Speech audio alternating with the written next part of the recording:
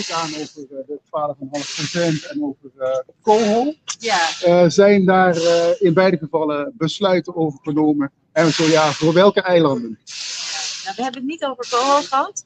Maar we hebben het wel over de 12,5% gehad. We hebben afgesproken dat die kunnen worden afgebouwd onder een aantal voorwaarden. Aruba heeft er ook al mee ingestemd, dus die kan al aan de slag. Sint Maarten en Curaçao nog niet. Dus die moeten nog wachten tot aan de voorwaarden is voldaan. Maar de minister van Financiën en ik hebben het mandaat gekregen om de besprekingen daarover te voeren op het moment dat Sint Maarten en Curaçao ook zo ver zijn. Ja. Wat zijn de voorwaarden? Ja. Wat zijn de voorwaarden? De voorwaarden zijn is dat de wet voor de normering van de hoogste inkomens wordt ingevoerd.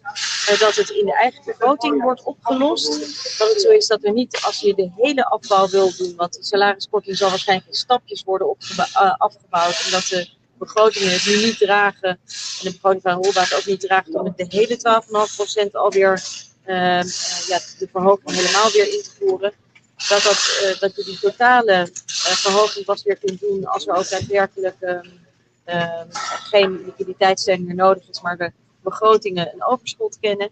En, als het de voorwaarde is ook dat de 25% korting van de politie blijft bestaan. Ik heb een derde vraag. Nederland heeft dit ingevoerd in 7 jaar. Waarom moet de eiland in 2 jaar invoeren? Nou, we hebben inmiddels al zo'n 2 jaar geleden deze afspraak gemaakt met de eilanden. Er is ook een periode van 2 jaar om het ook feitelijk te introduceren nadat de wet is afgesproken. Dus dat betekent in totaal nu zo'n 4 jaar waarop de voorbereiding is. En ja, het is natuurlijk een maatregel die genomen is vanwege de grote financiële problemen die er waren op het moment dat we de afspraak maakten. Nederland natuurlijk de liquiditeitssteun heeft gegeven, de leningen heeft verstrekt aan de landen om te zorgen dat eigenlijk de landen konden blijven functioneren. Want met de pandemie 2 jaar geleden was natuurlijk de economie totaal ingestort. Dit was een van de voorwaarden waar de landen ook mee hebben ingestemd. En daarvan zeggen we, die vinden we ook heel erg belangrijk dat die ook wordt, dat we ons daaraan houden. En dat de afspraak die we maken ook daadwerkelijk wordt ingevoerd. Er zijn landen die het nog veel sneller hebben gedaan, maar het is echt wel belangrijk dat die normering er ook echt komt. De eilanden vinden de voorwaarden, in ieder geval Curaçao en Sint Maarten, onredelijk. Wat vindt u daarvan? Nou, wat er is aangegeven, maar dat kunnen de heren denk ik zelf ook nog wel aangeven, is vooral dat ze het lastig vinden dat het ook door de parlementen heen moet. Maar Nederland vindt het vooral belangrijk. Kijk, een voorstel alleen van de regering is natuurlijk onvoldoende, want het parlement gaat er ook over. En dat is ook belangrijk. En wij vinden het dus ook van belang dat zo'n wetsvoorstel, zo'n verordening ook daadwerkelijk door de Staten wordt aangenomen. Overigens ben ik blij om te zien dat zowel Curaçao als Sint Maarten en Aruba met die wetten aan het werk zijn. Dat die ook al bij de parlementen liggen of binnenkort bij de parlementen zullen worden neergelegd. Dus ik hoop vooral ook dat iedereen, dus ook Sint Maarten en Curaçao, snel aan die voorwaarden kunnen voldoen. Zodat die salariskortingen ook daadwerkelijk kunnen worden ingevoerd. Nogmaals, het is al 2 jaar geleden dat we het hebben afgesproken. Wij vinden het ook belangrijk dat het ook echt wordt gerealiseerd. Maar de parlementen van Curaçao die zijn nee hierover. Zijn we wel democratisch bezig hierover? Nee, kijk, wij kunnen in de Rijksministerraad uiteraard beslissingen nemen waar de parlementen anders naar kijken. Maar wat we heel erg belangrijk vinden is dat het gaat natuurlijk over de salarissen van mensen die werken op de eilanden en die getroffen zijn door het feit dat die met name de laatste tijd, dat door de stijgende prijzen, die 12,5% korting ook echt leidt tot situaties waarin je niet meer kunt rondkomen. Dus dat is de reden waarom Nederland heeft gezegd, we moeten deze maatregelen veel eerder loslaten dan we eerder voor ogen hadden. Maar we vinden het ook belangrijk dat de landen zich houden aan een aantal afspraken die horen bij, wat ons betreft, de zorg dat je je begrotingen en je financiële situaties op orde hebt. En dat je houdt sowieso aan afspraken die we met elkaar maken. En dat is ook wel de belangrijkste reden waarom wij dit ook een heel erg belangrijk punt vinden. En hebben gezegd, zorg er nou voor dat die wetten worden ingevoerd. Ja, en als de staten van Curaçao of de staten van Sint Maarten zeggen, dat doen we niet. Ja, dan treffen ze in dit geval ook daarmee hun eigen bevolking. Want dan kan je die 12,5% niet teruggeven. Maar wat zijn de gevolgen als ze zeggen van nee, we gaan daar niet mee werken? Nou, de besluitvorming van de Rijksministerraad is dan dat niet aan de voorwaarden is voldaan. En dat de afbouw of dat die salariskorting dus moet blijven bestaan. In de krant las ik van minister Stefania was een kopstuk dat Nederland wil dat er 100.000 ingekrimpt wordt of ingekort wordt binnen het ambtenarij. Klopt dit?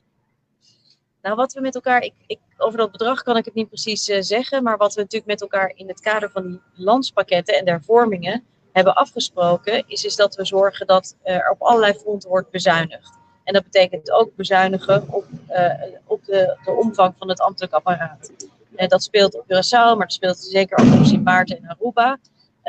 Dus in alle landen is het van belang om in het kader van die landspakketten ook goed naar dit onderwerp te kijken. Ik weet niet wat het precieze bedrag is waar we nu op uitkomen. Maar we zorgen dat de kosten worden verlaagd om daarmee de staatsschuld te verminderen. Die staatsschulden zijn in alle landen heel erg hoog. Sterker nog, in Aruba is dat het allerhoogste. En daar is het echt ook van belang dat dat goed gebeurt en dat daar echt aan gewerkt wordt. Dat moet het land ook doen, dat wil het land ook doen. Maar dat betekent dus ook dat je moet bezuinigen aan meerdere kanten. En dat is onder andere in de omvang van het ambtenarenapparaat. Kunnen we dan zeggen patiënt of operatieverslag, patiënt dood? Want wat we hoorden van de topinkomens, als we dit gaan invoeren, dan gaat het hele volk achteruit qua salaris. Nee, het is juist andersom. Wanneer de normering van de topinkomens wordt ingevoerd, dan kan de salariskortingen eraf. En dan kunnen mensen dus weer terug naar hun oude salaris, naar het oude niveau. Dus het is precies andersom. Dat is wat we willen bereiken. Gezien de tijd, nu gaan we in de reces. En na de reces, pas in augustus, komen jullie terug samen. Is het nou zo dat de cohort toch nog dit jaar ingevoerd kan worden? En de landspakket? Nou, dat is inderdaad naar aanleiding van de bespreking die we afgelopen maandag hebben gehad. Met de 3 landen hebben we op Aruba gesproken over eigenlijk de antwoorden die wij met elkaar moesten gaan geven aan de vragen gesteld door de staten van de 3 landen en het Nederlands parlement aan de Tweede Kamer. We hebben gesproken over verschillende opties, over hoe zouden we nou verder kunnen met die Rijkswet. Kern daarvan is natuurlijk het zorgen dat die hervormingen ook daadwerkelijk worden ingevoerd en dat die ook in een zo hoog mogelijk tempo komen. Vanwege die sterke basis die alle landen nodig hebben om sterker weer uit de pandemie te komen, uit de nare en toch echt heel schrijnende situaties van de economie.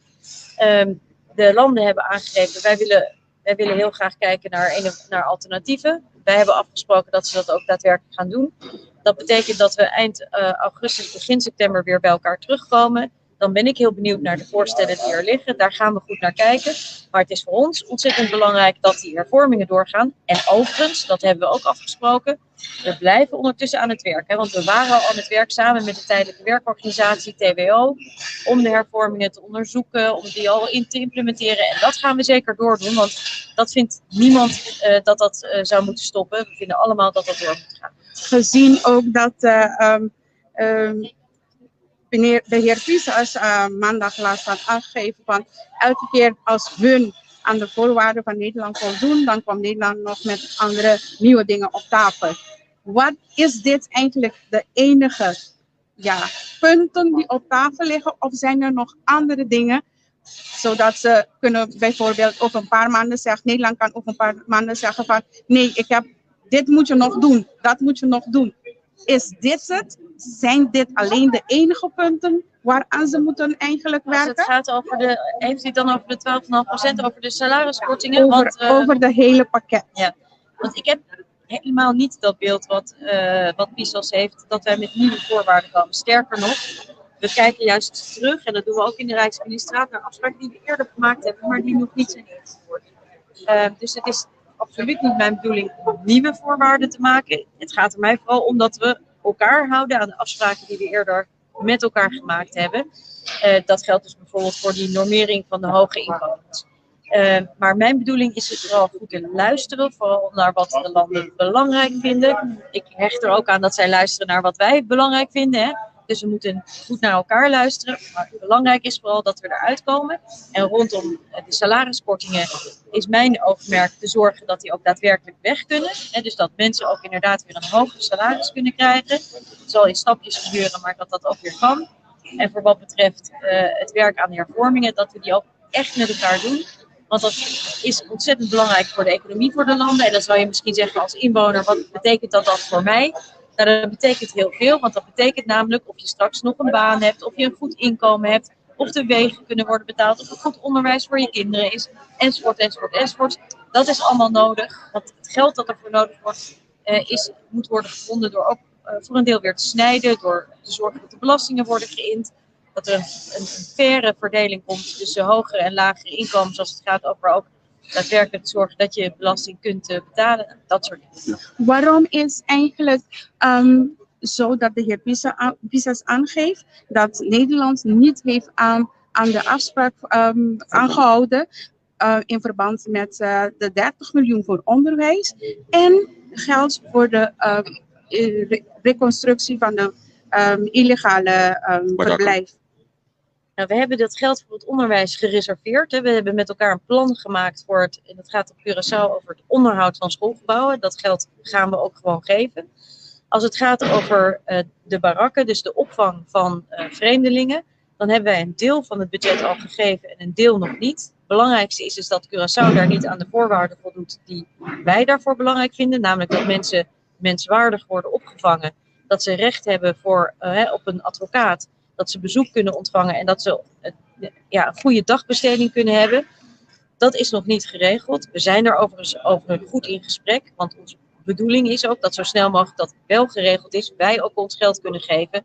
Maar vooral, want dat is het allerbelangrijkste, dat mensen die als vreemdeling, als vluchteling in die bewaring zitten, in de vreemdelingenbewaring zitten, in die barakken, dat die menswaardig worden behandeld. En dat we voldoen aan de eisen die de algemene mensenrechten verdragen daar ook over. Ja.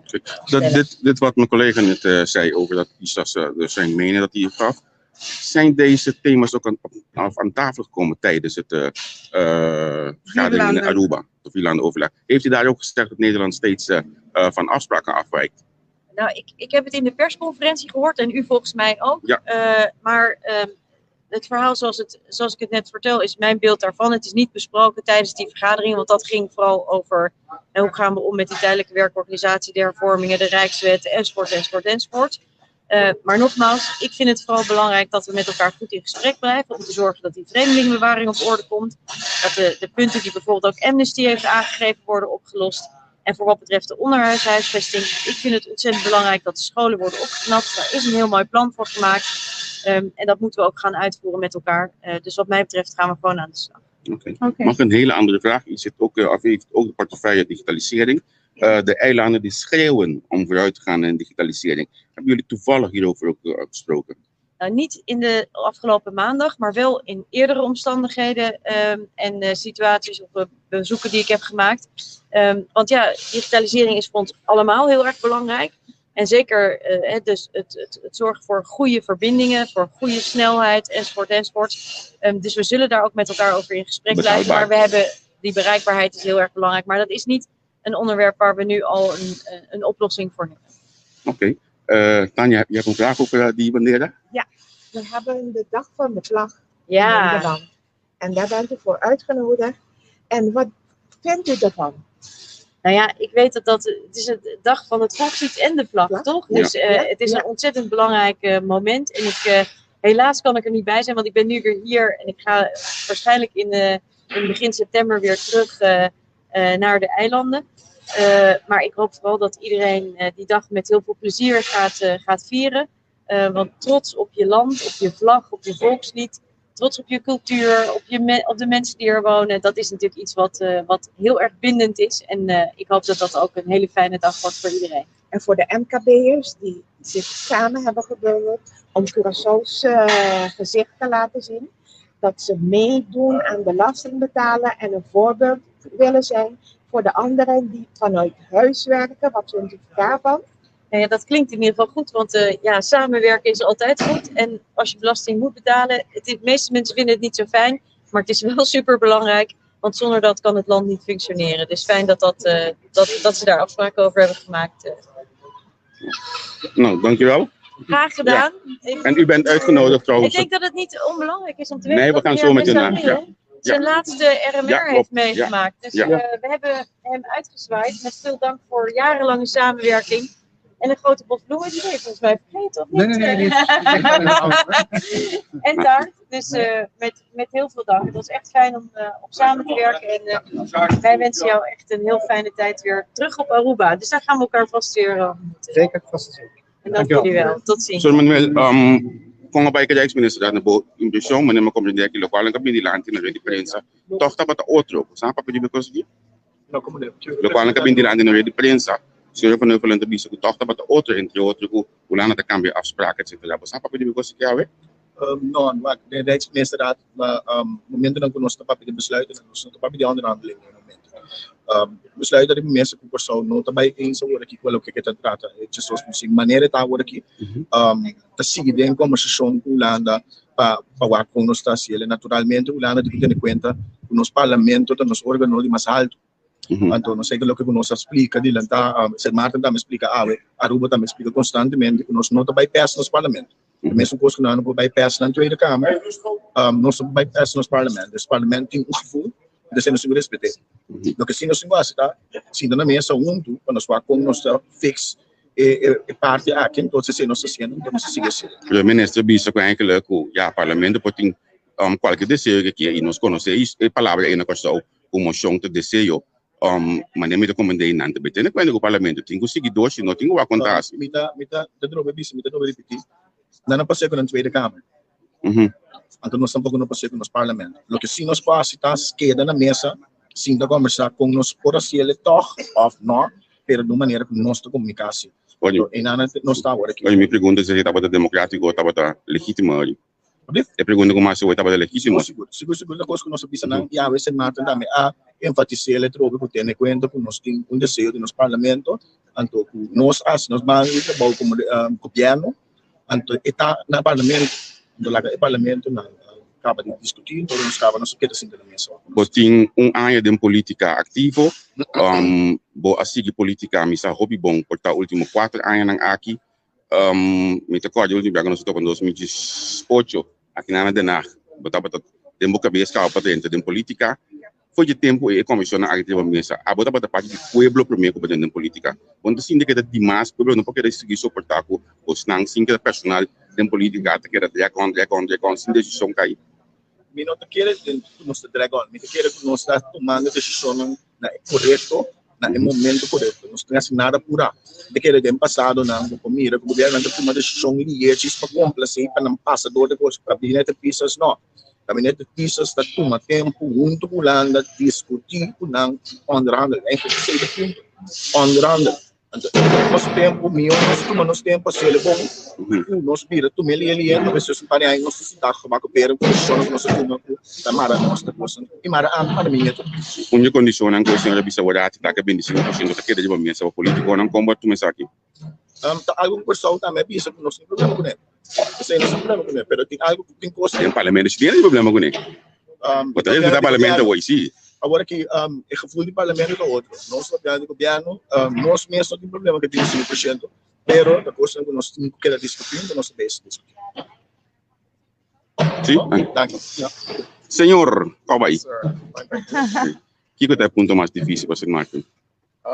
Like my colleague from Curaçao already indicated, today in the Council of Ministers, I indicated to the Council that one of the points, the nominating for the top incomers, it still has to go to Parliament to uphold. And in essence, tying the reduction of the 12.5% condition to Parliament actually passing the law is asking government to tie the hands of the Parliament. And we said it numerous times in the RMR, they would never do that to their second chamber. And so it can't be expected of us that we would be able to bind Parliament to a decision that government makes. So government has done its part in terms of preparing the law, submitting the law, and it came back from the Council of Advice, and it's going through its processes. Parliament still has to decide on whether it suits the law. They have to check, its validity and how the law will affect the society, and then make a decision about it. And so government cannot bind Parliament. So asking us to hinge the reduction of the 12.5% to a decision that has to come from Parliament is actually putting the cart in front of government. So basically, Parliament is in the driver's seat. That's the correct thing. Parliament is the one who has to decide on the law, and Parliament is the one who gives government its mandate to execute. So And in the That's meantime, you are preparing the reduction of the 12.5%. we are talking Budget and discussing. wise. There are several other conditions, like the state secretary pointed out, that we are already complying with, that are already in motion. But that one, we foresee that might be the sticking point in our discussions that we've had thus far. That we are Meneer not- Besedil.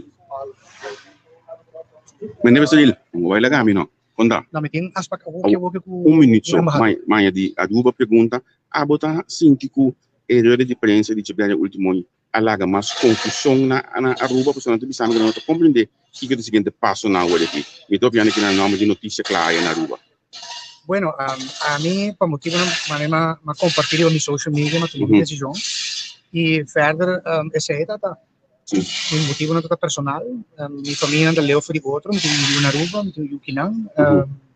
Op een gegeven moment wordt het met een síntico, sabe? Não, permite de frente, o plano de prensa que tem último aqui na Aruba de 4 islas. Depois de ser aquela mais confusão, em vez de solução. Maar como devo dizer uma coisa bem, para lo que se trata é isla, etc.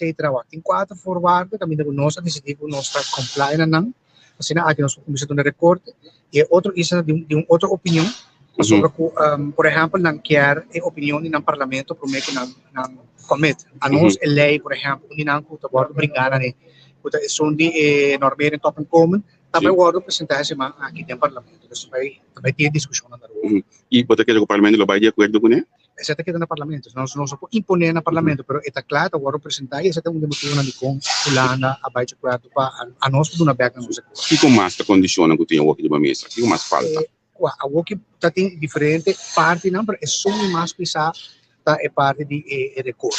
Sei enorme topic com, se sei tá unando nós a lograr chegar na acordo com ele. E me querer a mensagem mais importante tá em cada geval Aruba não pode seguir de caminho que nós estamos a work mirando a inflação, mirando toda a situação que tem rondou de nós. Preços estão subindo, gasolina subindo, que nem dado mesmo tempo, busca uma maneira para como você chega na acordo, pessoa, você isso não precisa para isso que como você vai a de mim, que te awa. Nós temos que começar a compreender que a nós porque está para arriba, que nós está manter o que nós temos, mas na final do dia é só muito sofrer, é um ambiente que te bom. Você não só pode permitir. Porque na coisa é top income, mas não bisa que se corta se canang. A nós só pode só isso mais. Pero esta sociedade não também se corta arriba, abaixo também tem menos. É lógico que dado momento se botin de uma companhia, ainda está ganhando X quantidade de cent. Então, você vai cortar de som que arriba e portanto afetar só mais meio também. Mas você mira ora de full linha de bedrijf, mirando a situação econômica mundial.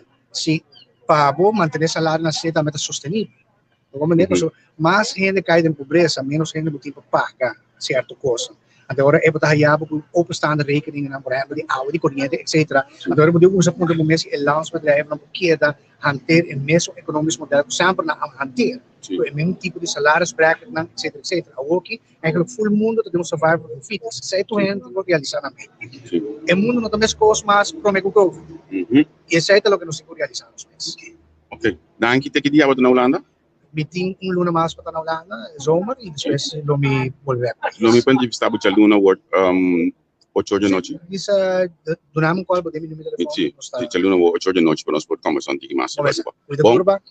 Mas dank mesmo sobre a nossa conversa agora. Mas dank para toda a cooperação mais. Ok, dank you. Tchau. Ok. Bom, essa aqui tá é o qual que nós temos para o live for the Rijksministerraad. Me te querer palavra tá clara. Anto, na minha work, se agite ainda. Se agite, na minha braço, me cambio de microfone by me earpiece back, e nós podemos conversar. Vou que me dizer ninguém mistério bote de água, coffee, anto te asta, a ver se piada não. Olha, já tu esquece. Bote brugalo, então manda o aqui. É ali, toma aí. Nós zagen weer rode draad. Duidelijk. Maar toen loesten ze in de pagen. Met toen loesten ze in de pagen. Nós também já bom, não direito. Ah, met toen loesten ze in de pagen.